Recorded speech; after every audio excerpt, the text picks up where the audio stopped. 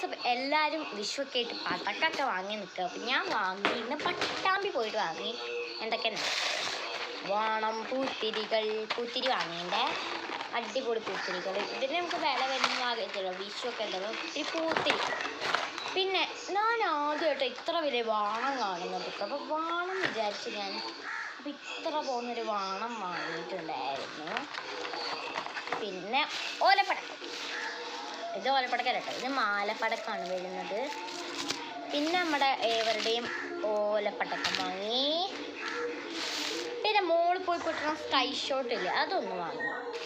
പിന്നെ ഒരു എയറോപ്ലെയിന്. പിന്നെ നമ്മുടെ ഏവരുടെയും ചക്രം.